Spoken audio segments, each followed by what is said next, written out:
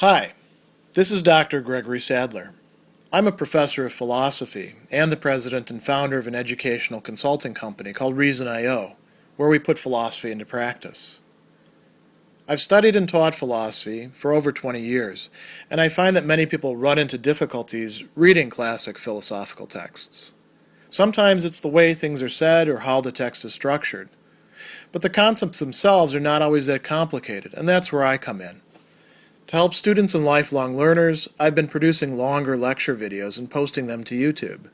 Many viewers say they find them useful. What you're currently watching is part of a new series of shorter videos, each of them focused on one core concept from an important philosophical text. I hope you find it useful as well. One of the key features and indeed contributions made by Martin Heidegger's philosophy is the emphasis on mood or attunement, which includes the modalities of feeling, emotion, all of these sorts of things that we understand as affectivity, as absolutely central in human existence and as having a set of metaphysical implications and depth that we want to explore. And this comes up very importantly in his address, What is Metaphysics? About halfway through the piece, it comes up in a way to deal with a problem that has been posed. And so that's where we begin in thinking about this.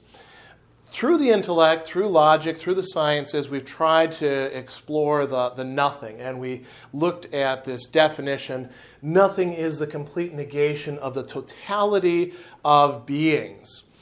And was it possible for us as finite creatures to actually encompass the totality of beings? Heidegger said you can't actually think it, you can imagine it, and then think that you've actually negated the totality of beings, but you haven't really done so. Another way of putting this is, can we actually comprehend, can we take in the totality, the whole of beings in themselves, not just in an imaginary way, but in an actual way? And the answer is no. As finite beings, we cannot do that. And we might also say, as beings stationed within the very totality, we're also not able to do that as well. So it seems like we have arrived at a dead end in this exploration of the nothing. And here is where Heidegger turns to this thematic of mood.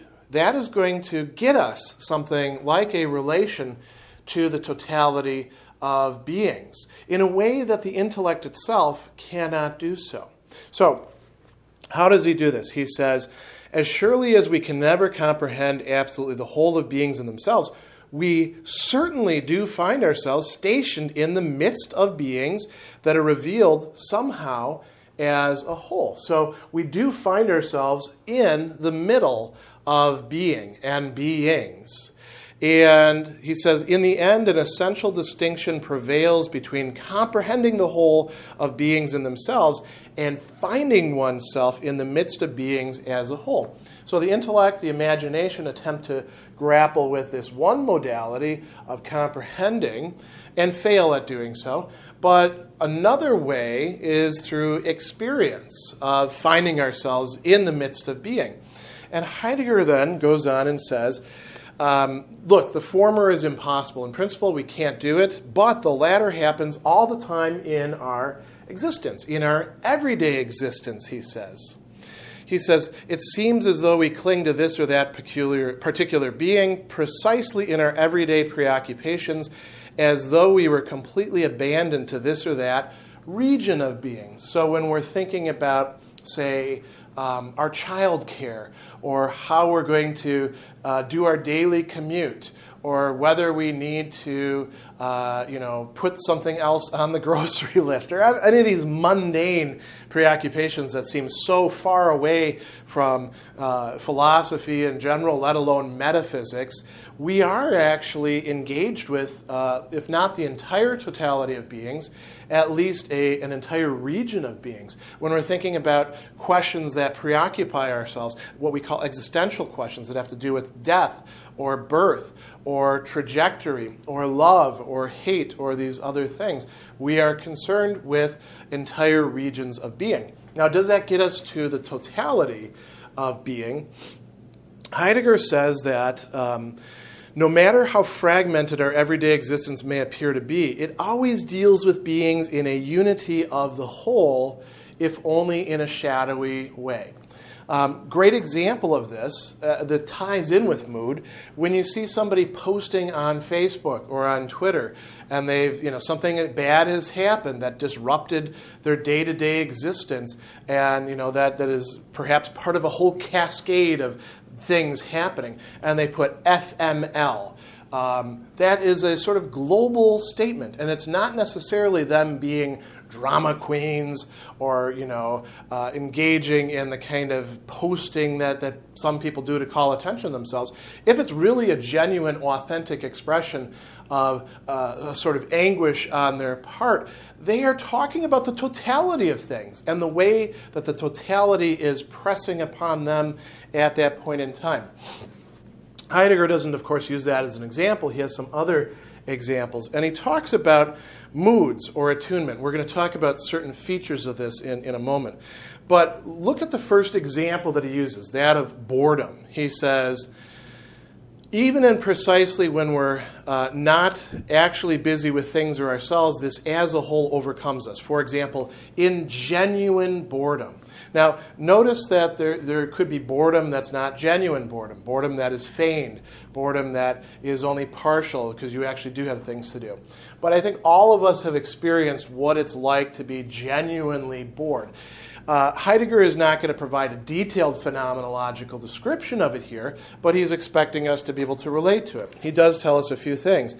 He says, boredom is distant when it is only in this book or that play, this business or that idleness that drags on. So imagine being stuck in some business meeting that you know is going to be over at 5 o'clock when you're going to get to go home and maybe do something that's not boring, or at least your trip home will not be boring. But you're stuck there listening to people drone on and on. You're watching a PowerPoint presentation and you're like, oh, this is so mind-numbing. Something that many of us have experienced many times. That is what we could call localized boredom. Heidegger is talking about a more global boredom here. He says that it's something that erupts when one is bored. Profound boredom, drifting here and there in the abysses of our existence like a muffling fog, removes all things in human beings and oneself along with them into a remarkable indifference. This boredom, this is a key point, this boredom reveals beings as a whole. So we, like I said, are not able to comprehend the totality intellectually, but we are able to find ourselves in the midst of things and to grasp them through this mood of boredom. They're at least revealing a certain side of themselves, a certain possibility of themselves for us, the subject. He has another wonderful example here of joy. Heidegger says that another revelation, another possibility of this is concealed in our joy in the presence of the Dasein and not simply of the person of a human being whom we love. Now, that might sound a little bit confusing. Isn't the person the deepest level? Not for Heidegger, and this is a little bit of a technical thing. So the existence, the being there of the person who we love is more deep, less superficial than the personality of the person, the individual who we feel this love towards. And so when we encounter them, and like for example, when you find out something new about your partner and you rejoice in it, or even something that you already knew about your partner and you see it with renewed eyes. You haven't seen them for the day and you come home and you're so happy to see them. That's exactly what Heidegger is talking about here. And that reveals the world to us, not just the person, but the entire world to us in a different way than, say, does boredom. Or we might talk about other global moods as well, like sadness or rage or envy, any of these sorts of things that can pervade the entirety of our existence. Now, Heidegger is going to go on and tell us a few other things that are really key about this. So one of these is, he says, being attuned lets us find ourselves among beings as a whole. And he says that the founding mode of attunement, and this is in German, die Befindlichkeit der Stimmung, right, or Bestimmung, right? These are terms that he's going to use quite often. It allows us to grasp the totality of beings, but not in an intellectual way, in an affective way. It can have intellectual correlates, we might say. It reveals beings as a whole. And he says that this is not incidental. This is something essential to human being, to Dasein, to the kind of being that we are. So what this implies is that we should not expect that our emotional side is something that we ought to simply strip away or prescind from or abstract from if we want to get at the real. So he goes on and he says, what we call a feeling is neither a transitory epiphenomenon of our thinking and willing behavior, right? It's not just a reflection of thinking and willing, nor simply an impulse that provokes such behavior, nor merely a present condition we have to put up somehow or other. It could be that some feelings, some moods actually do fit into that categorization, but they reveal something deeper to us, or at least they have the potentiality to do so by, you might say, globalizing. And he goes on now, and this is where we get to something really important. He says, when moods of this sort bring us face to face with beings as a whole, they reveal something to us. But while they reveal, they also conceal. So while they reveal, while they show something to us, they also conceal. They also hide something from us. What are they hiding in most cases, with the exception of one mood that Heidegger is going to talk about in considerable detail? They are hiding from us the nothing. Most moods don't take into account the nothing. And that is something that's going to be key for Heidegger, because in this inquiry, what is metaphysics, we are concerned with the metaphysical question of the nothing. So, is there a mood that could reveal to us the nothing? Heidegger thinks that there is, and that mood is anxiety.